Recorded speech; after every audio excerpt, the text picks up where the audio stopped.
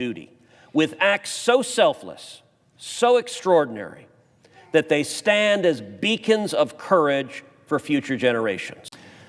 Madam President, I rise today to honor a very special group of Americans, the soldiers, the sailors, the Marines, and the airmen, who have fought bravely for this nation, but who have received the very highest distinction that any member of the armed forces can earn, the Medal of Honor. Since 1863, presidents of the United States have awarded the Medal of Honor to more than 3,500 of the bravest men and women ever to wear the uniform of this nation.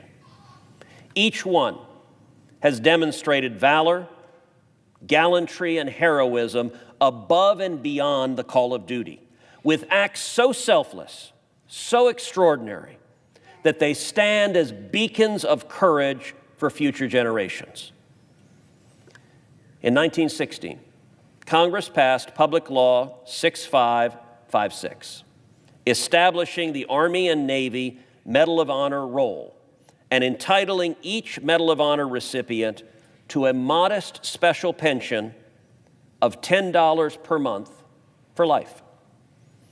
Over time, that monthly amount has gradually increased from $10 to $100 to what stands today at approximately $1,400 per month. But Madam President, let's pause and think about that. $1,400 a month for those who risked everything, their safety, their future, their very lives for freedom, for the opportunity for all of us to be here today.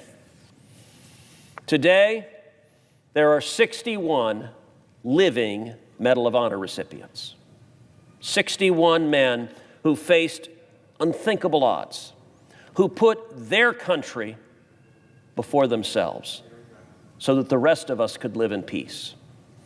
We cannot truly ever repay them. There is no sum, there is no medal, there are no words that can measure up to their sacrifice. Madam President, I rise today to honor a very special group of Americans, not celebrities, not politicians, not people who asked for recognition, but soldiers, sailors, Marines, airmen, men and women who fought bravely for this nation and who earned the highest distinction any member of the armed forces can receive, the Medal of Honor. Since 1863, presidents of the United States have awarded this medal to more than 3,500 of the bravest Americans ever to wear the uniform. Each one demonstrated valor, gallantry, heroism above and beyond the call of duty. Acts so selfless, so extraordinary. They don't just tell a story of war, they light the way for future generations.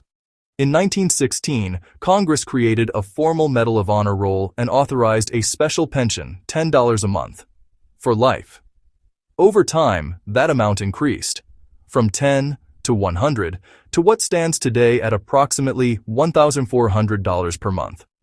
Now pause for a moment.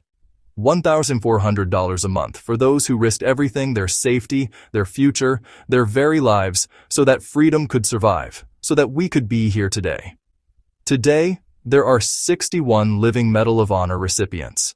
61 men who faced unthinkable odds, who chose country over self, who carried the weight of war so the rest of us could live in peace. We can never truly repay them. No dollar amount, no medal, no speech. But we can choose how we honor them. Madam President, in January of this year, I introduced the Medals Act, my legislation to raise the monthly pension for Medal of Honor recipients. This legislation is a way for this nation to say, we see you, we remember you, and we will not forget what you have done. Many of these heroes spend their time traveling the country, speaking to school children, visiting military hospitals, and strengthening the very fabric of America. This monetary increase will allow them to continue those efforts and to reach more communities, mentor more veterans, and remind all of us about the cost of freedom. And I'd like to take a moment to recognize 9 Medal of Honor recipients who currently live in the Lone Star State. We honor them and we cherish them.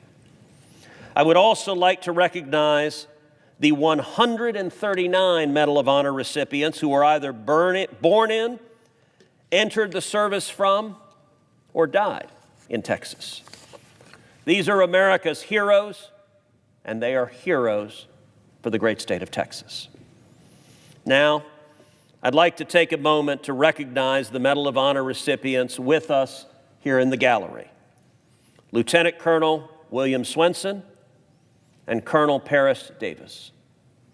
In just a moment, I will propound a unanimous consent request to take up and pass H.R. 695, the House-passed version of the Medal Act that passed the House 424-0. I urge my colleagues to join me, as our companions in the House have already done, in supporting this measure, in passing it into law, in sending it directly to the President's desk to be signed into law, and showing that when it comes to honoring our nation's very greatest heroes, we are united and we speak with one voice. Madam President, I ask unanimous consent that the Committee on Veterans Affairs be discharged from further consideration of H.R. 695 and the Senate proceed to its immediate consideration. The clerk will report. H.R. 695, an act to amend Title 38 United States Code and so forth. Without objection, the committee is discharged. The Senate will now proceed to the measure.